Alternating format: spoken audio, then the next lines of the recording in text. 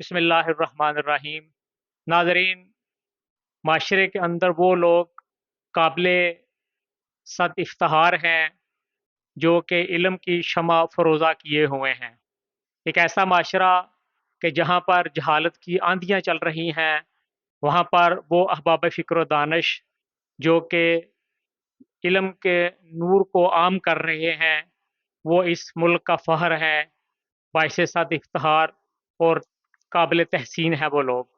उन्हीं में से इस वक्त पैरामाउंट न्यूज़ की टीम मुलाकात के लिए आई हुई है धुम्मा चौक नज़द दौलता नगर में जनाब प्रोफेसर नईम अब्बास साहब, जो कि डिफरेंट लैंग्वेजेस पर बड़ी आला दर्जे की महारत रखते हैं, आला तालीम याफ्ता हैं और दी कॉन्सेप्ट लैंग्वेजेस के नाम से सेंटर को चला रहे हैं और फ़रोग़ इल्म के लिए इस इलाके के अंदर अपनी काविशों को बरूए कार ला रहे हैं।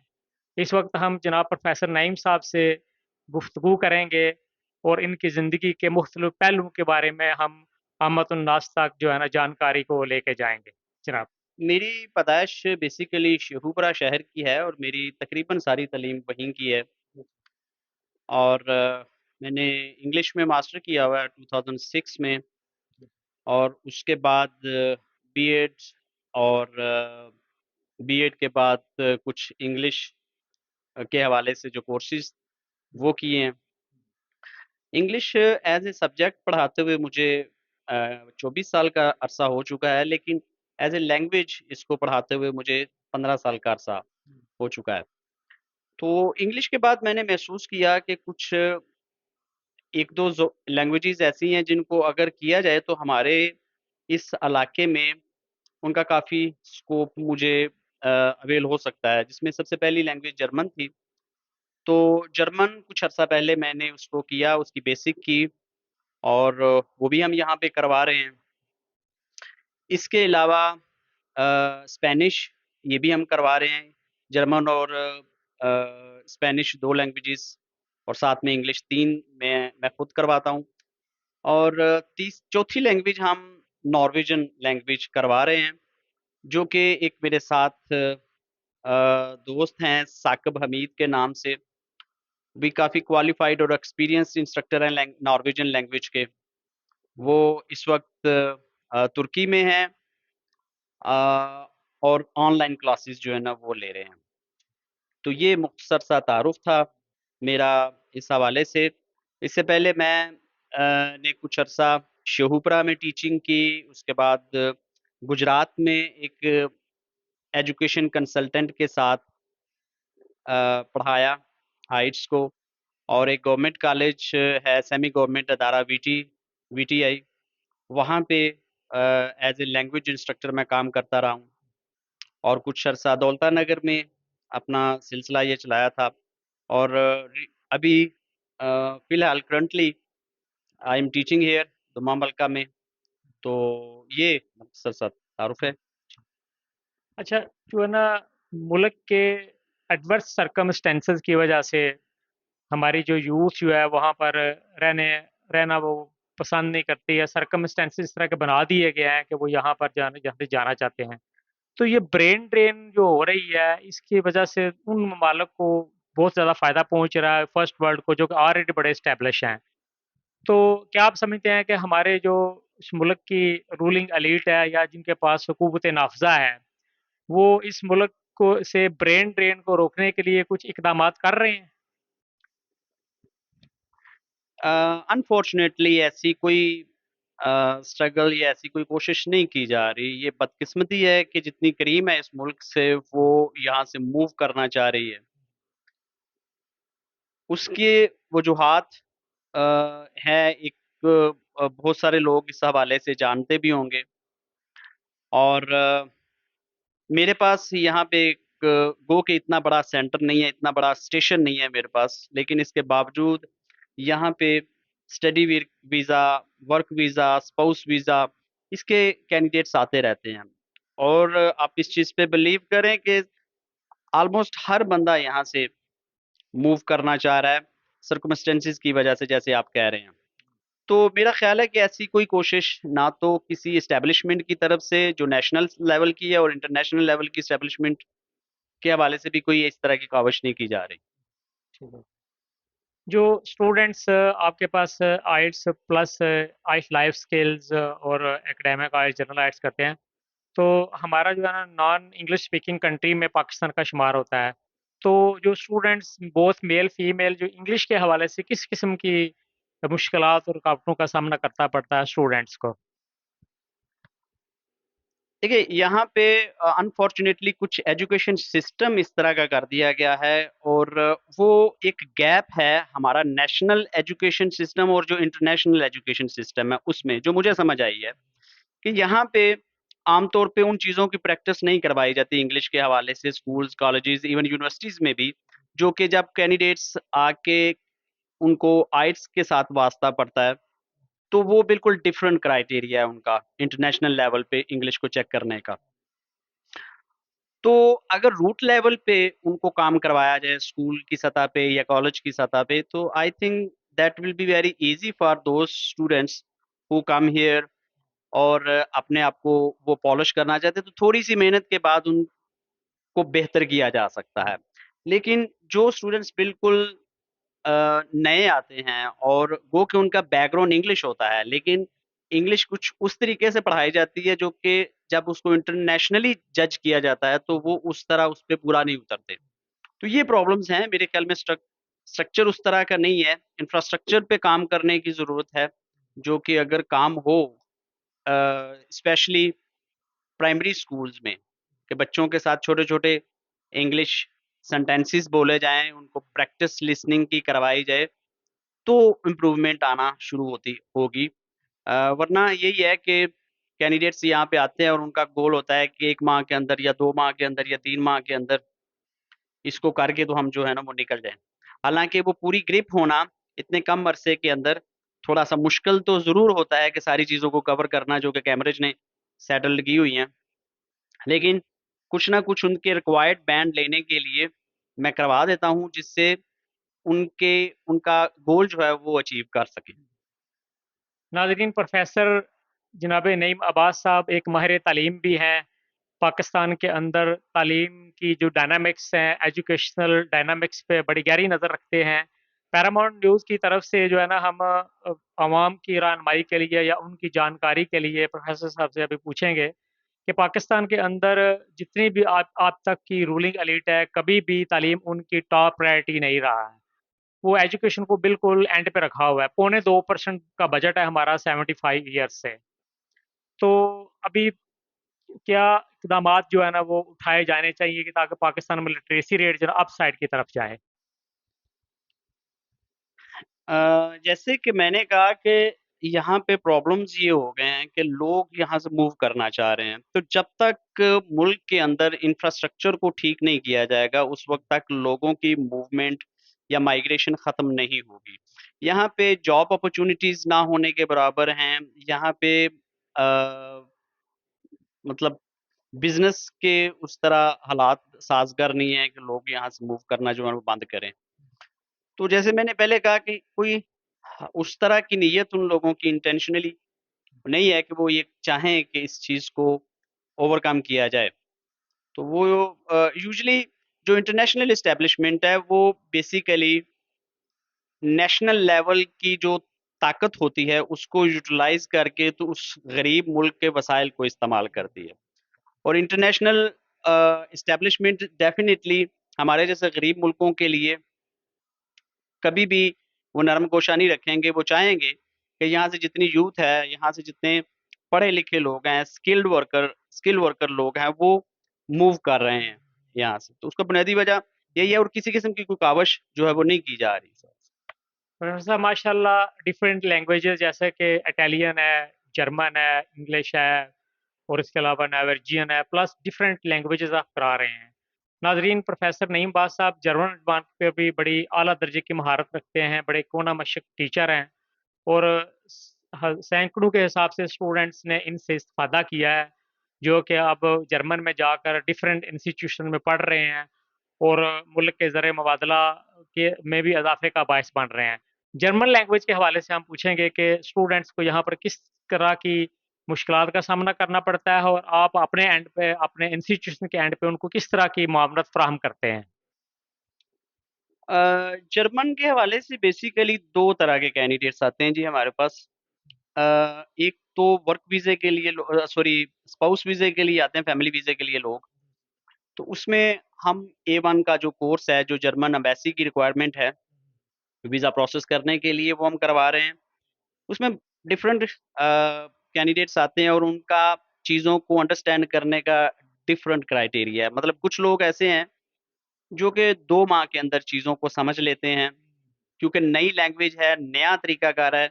गो के जर्मन अल्फ़ाबेट्स इंग्लिश के अल्फ़ाबेट्स ही हैं, कुछ 4 अल्फ़ाबेट्स इंग्लिश से अलावा हैं इनके, जर्मन वालों के।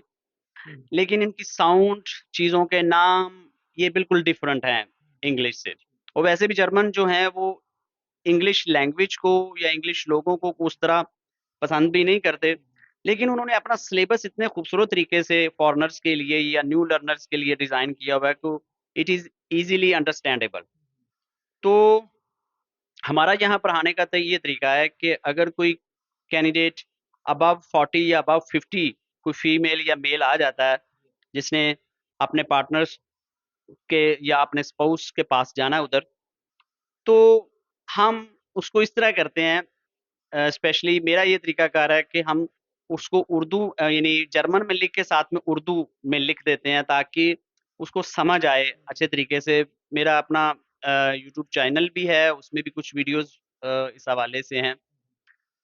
और जहाँ तक स्टडी वीज़े की बात है, स्टडी वीज़ा जर्मन में काफ़ी दिया जा रहा है, और जर्मन इस वक्त यूरोप के मुल्कों में से वाहिद एक ऐसा मुल्क है जहाँ पे एजुकेशन बिल्कुल फ्री है। यानी अगर किसी कैंडिडेट की वहाँ पे किसी गवर्नमेंट यूनिवर्सिटी में या कॉलेज में एडमिशन हो जाता है, तो पूरे जर्मनी में एजुकेशन बिल्कुल फ्री है। आपको A1 और A2 2 लेवल करने पड़ते हैं, बाकी वो लेवल वहाँ पे जाके करवाते हैं आपको, जो ज़ुबान के बाकी 4 लेवल हैं। तो ये 2 लेवल करने के बाद अपना वीज़ा प्रोसेस जो है ना स्टडी वीज़े के हवाले से कर सकते हैं। तो वो दोनों लेवल हम यहाँ पे करवा रहे हैं। तो यहाँ पे स्टूडेंट्स हैं भी, सुबह क्लास होती है उसकी। तो कुछ ऑनलाइन स्टूडेंट्स हैं, कुछ फेस टू फेस स्टूडेंट्स हैं, उसके बाद फिर इंग्लिश की क्लास शुरू हो जाती है। प्रोफेसर साहब, जो नए स्टूडेंट्स जो कि जर्मन लैंग्वेज, इंग्लिश प्लस दीगर लैंग्वेजेस में एक्सपर्टी हासिल करना चाहते हैं और लीगल तरीके से वो एजुकेशन जो है ना वीज़ा के ऊपर बाहर जाना चाहते हैं, उनको आप क्या सजेस्ट करेंगे? क्या तजावीज़, क्या आरा देंगे आप अपने एंड पे? देखें इस हवाले से कुछ जो कंसल्टेंसी एजुकेशन कंसल्टेंसी के हवाले से मेरा खास एक्सपीरियंस नहीं है, ना ही मैं किसी स्टूडेंट को इस हवाले से को गाइड करता हूँ।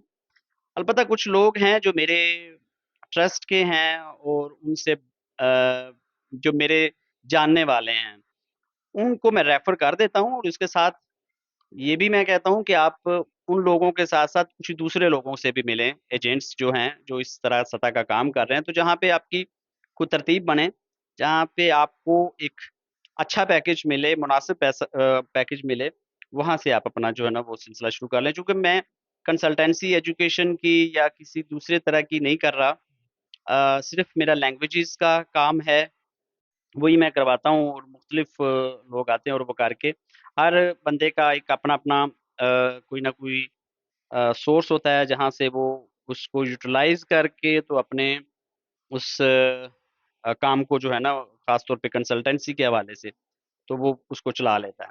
तो अगर वो मेरे पे डालता है कि मैं उनको करूँ, तो फिर वो 1-2 हैं लोग जिनके कर दिया जाता है, लेकिन उसके साथ ये भी बता दिया जाता है कि आप इसको खुद भी देख लें एक दफ़ा। तो बेसिकली मेरा काम सिर्फ़ और सिर्फ़ लैंग्वेज के हवाले से ही है। कंसल्टेंसी मेरी कभी प्रायोरिटी नहीं रही। नाज़रीन, जैसा कि गुफ्तगू का सिलसिला प्रोफेसर साहब के साथ जारी है हमारा, तो प्रोफेसर साहब का एक हवाला जो है वो शेर-ओ-सोहन भी है। लिसानो-अदबियात के साथ इनका बड़ा गहरा शगफ़ है। मुख्तलिफ़ तंज़ीमात के ज़ेर एहतमाम जो नसरी प्रोग्राम होते हैं या मुशायरे होते हैं, प्रोफेसर साहब उनमें भी पार्टिसिपेट करते हैं, और बतौर ख़ास जो है ना मुख्तलिफ़ प्रोग्राम्स के अंदर ये मदऊ किए जाते हैं। पंजाबी में भी इज़हार ख़याल करते हैं, और हम पूछें कि पंजाबी के अलावा वो जो है ना उर्दू में भी करते हैं, प्लस उनकी किताब जो है ना वो कब तक जो है ना वो मंजर आम पर आ रही है शायरी के हवाले से। अच्छा, शायरी के हवाले से ये है कि मैं कोई ख़ास रेगुलर शायर तो नहीं हूँ, बस हल्का-फुल्का बाज़ औक़ात कोई दिमाग में बात आ गई तो उसको लिख दिया। कुछ उस तरह का नहीं है, कुछ जानने वाले, कुछ दोस्त अहबाब ऐसे हैं जो कि इन जगहों पे बुला लेते हैं, तो मैं चला जाता हूँ। कुछ नज़रिए वाले से भी अफ़साने वग़ैरह भी लिखे हुए हैं, लेकिन एज़ सच उस तरह नहीं कि रेगुलर जिसको हम कहें कि उसपे जो मेरा कुछ सिलसिला है, कुछ इस तरह का। प्रोफ़ेसर जैसा कि आप अपने इस अदारा जो है ना दी कॉन्सेप्ट लैंग्वेजेज़ कॉन्सेप्ट के नाम से इस अदारे को बड़ा सक्सेसफुली आप चला रहे हैं, और वो कहते हैं कि satisfactory life is better than successful life. और माशाल्लाह मैं अरसा दराज़ से आपके इधर आ रहा हूँ, हमारी टीम के साथ जो है ना आप माशाल्लाह एक बड़ी इत्मीनान वाली ज़िंदगी बसर कर रहे हैं, अपनी लाइफ़ में बड़े खुश हैं आप। तो ये इसमें अपकमिंग प्रोजेक्ट्स कौन से हैं आपके अदारे के जो आपको लोगों को या स्टूडेंट्स को फैसिलिटेट करने के हवाले से, लैंग्वेजेज़ के हवाले से पर्टिकुलरली?